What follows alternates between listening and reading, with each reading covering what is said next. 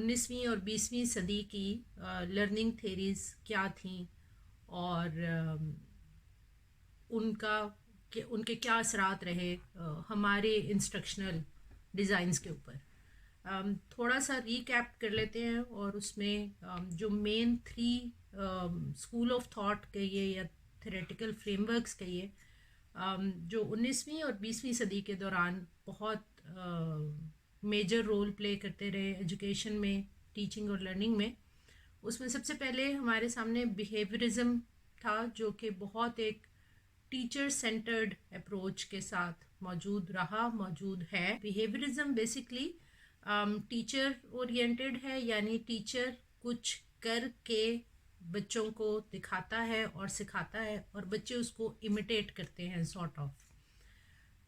اس کے بعد جو نیکسٹ اسکول آف تھاٹ ایک بہت لمبے عرصے تک ایجوکیشن کو جس نے انفلوئنس کیا وہ کوگنیٹیوزم تھا.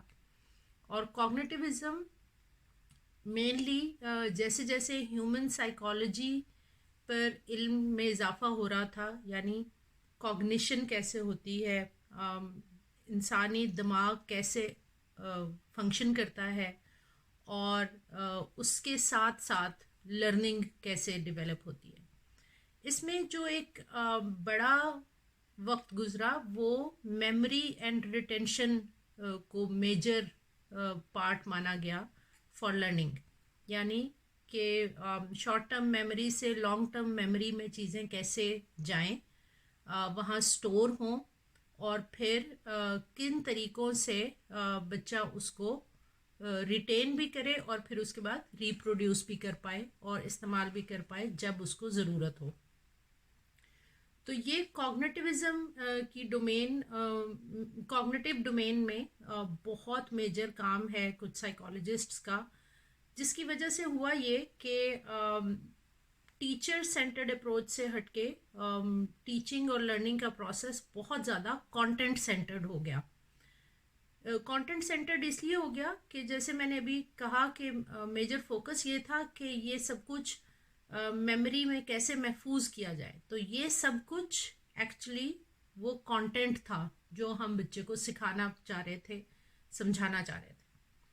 تو میموری اینڈ ریٹینشن سے آگے کا عمل جو کوگنیٹیوزم ہی میں سمجھایا گیا، اس میں جو ایک مین نام ہمارے سامنے رہتا ہے وہ بلومز کا ہے. بلومز ٹیکسانومی کے نام سے اگر آپ واقف ہوں تو اس نے کوگنیشن کے لیولز دیے. اس نے 2 چیزیں بہت امپورٹنٹ کی. ایک تو اس نے یہ کہا کہ 3 ڈومینز ہیں سیکھنے کے عمل میں. سائیکوموٹر ڈومین ہے، یعنی بچے کی فزیکل ایکٹیویٹی کے ساتھ لرننگ. کوگنیٹیو ڈومین ہے، یعنی دماغ میں کیا عوامل ہوں کہ بچہ سیکھتا چلا جائے. اور افیکٹو ڈومین ہے، یعنی بچے کا جذباتی لگاؤ اور ایتھوز یا ایتھکس یا ویلیو سسٹم کس طرح سے اس کے ساتھ انگیج ہو. تو تینوں ڈومینز کو جوڑتے ہوئے بلومز نے ایک ٹیکسانومی پیش کی جس میں تینوں ڈومینز کے لیولز ہیں. اور جو 1950s میں جو بلومز ٹیکسانومی آئی اس کی revision by the end of 20th century اور بگننگ آف 21st سینچری آئی، جس میں جو پیک لیول ہے وہ کریٹیوٹی ہے، کہ کسی کے بھی سیکھنے کا عمل جب اپنی پیک پہ ہوتا ہے، اور یہ اس پہ کوئی ایج ریسٹرکشن نہیں ہے کہ یہ کب ہوگا، یہ بچپن میں بھی ہو سکتا ہے، لیکن سیکھنے کا عمل اپنی پیک پہ ہوتا ہے جب وہ کریٹیوٹی تک پہنچ جاتا ہے اور وہ کوئی نئی چیز بنا لیتا ہے یا تخلیق کر لیتا ہے یا لوگوں کے سامنے کوئی انوویٹیو آئیڈیا پیش کر لیتا ہے. تو بیہیورزم اور کوگنیٹیوزم کو جب ہم پڑھتے ہیں اور سمجھتے ہیں تو ہمیں پاکستانی کلاس رومز میں بھی یہ دونوں اسکول آف تھاٹ آج بھی بڑے ایکٹیو نظر آتے ہیں. یعنی ہم ابھی بھی بہت حد تک پاکستانی کلاس رومز میں دیکھتے ہیں کہ ہم یا تو ٹیچر سینٹرڈ ہیں یا کانٹینٹ سینٹرڈ ہیں. یا تو یہ ہے کہ ہمارا بلیف ابھی تک یہ ہے کہ ٹیچر جانتا ہے، بچہ نہیں جانتا ہے، اس لیے ٹیچر نے بتانا ہوگا اور ٹیچر نے سکھانا ہوگا. اور ٹیچر نے کیا سکھانا ہوگا؟ وہ کانٹینٹ ہے، وہ کریکلم ہے جو کہ اس کو دیا گیا ہے for certain specific time period, کہ اس کے اندر اس نے وہ کانٹینٹ بچے کو سکھانا ہے. تو کانٹینٹ سکھانے کے لیے ہم کوگنیشن کے اوپر بہت کام کر رہے ہوتے ہیں کہ بچے کو میموری میں بھی چلا جائے، بچے کی انڈرسٹینڈنگ بھی ڈیولپ ہو جائے، پھر بچہ انالیسز کر پائے. بہت کم سکولز میں، بہت کم کالجز میں، بہت کم یونیورسٹیز میں ہم نے یہ دیکھا ہے کہ وہ کرٹیکل لیول تک بھی پہنچایا جائے اور کریٹیوٹی لیول تک بھی پہنچایا. کنسٹرکٹیوسٹ اسکول آف تھاٹ، اور یہ کہتے ہیں، اور ان کی بنیاد پر ہی ہم آگے کی ساری گفتگو رکھ پائیں گے. کنسٹرکٹیوسٹ اسکول آف تھاٹ نے یہ کہا کہ ہر بچہ اپنے طریقے سے سیکھے گا اور ہر بچے کے ذہن میں اپنا نالج کنسٹرکٹ ہوگا اور ہوتا ہے.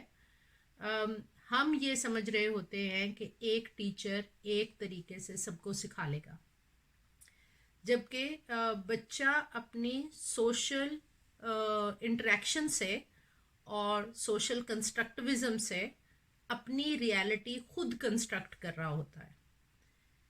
اس کی تفصیل تھوڑی سی یہ ہے کہ ایک ہی گھر میں پلنے والے بچے بھی ڈفرینٹ لرننگ لیتے ہیں، ایک ہی واقعات سے گزرنے والے بچے بھی ڈفرینٹ لرننگ لیتے ہیں.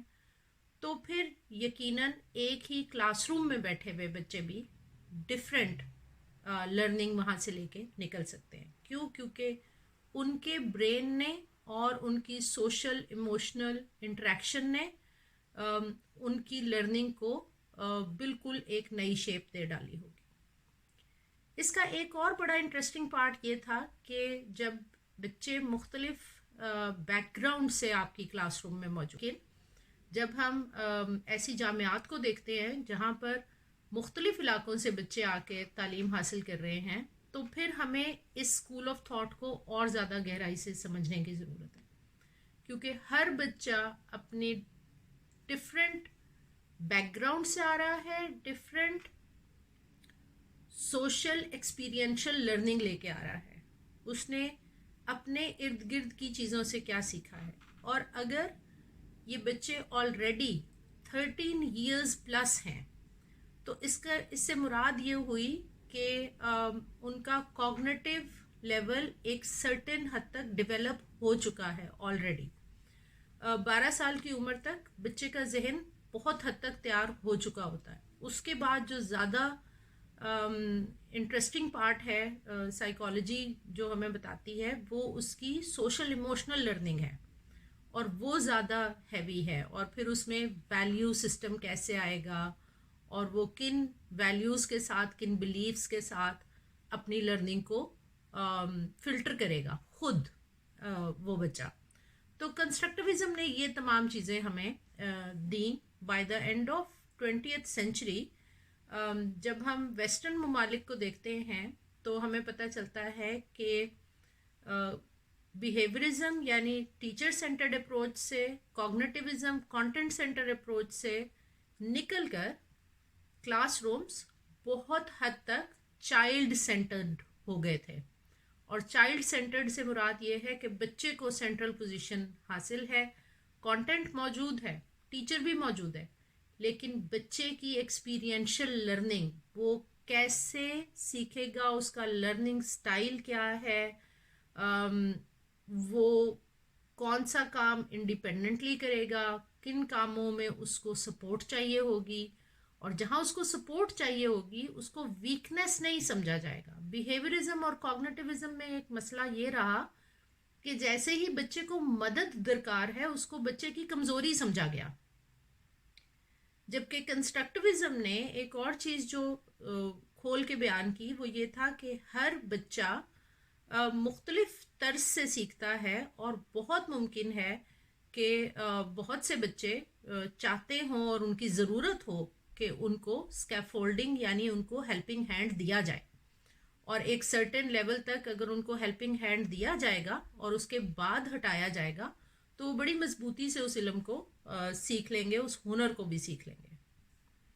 اب ہم آتے ہیں 21st سینچری میں، اور 21st سینچری کے شروع سالوں ہی میں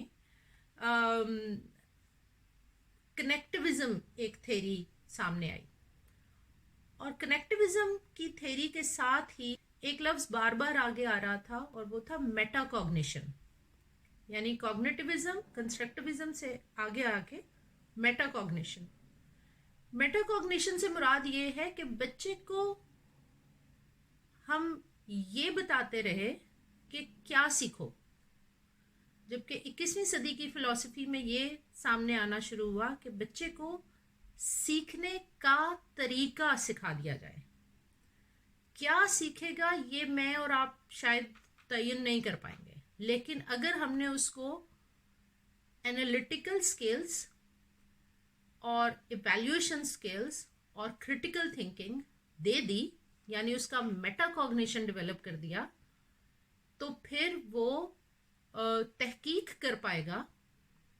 اور آج کے دور میں جب اتنی زیادہ انفارمیشن میڈیا سے، سوشل میڈیا سے اس تک آ رہی ہے، تو وہ اس کو کرٹیکلی پروسیس کرے گا، اس پہ منوان یقین نہیں کر لیا کرے گا۔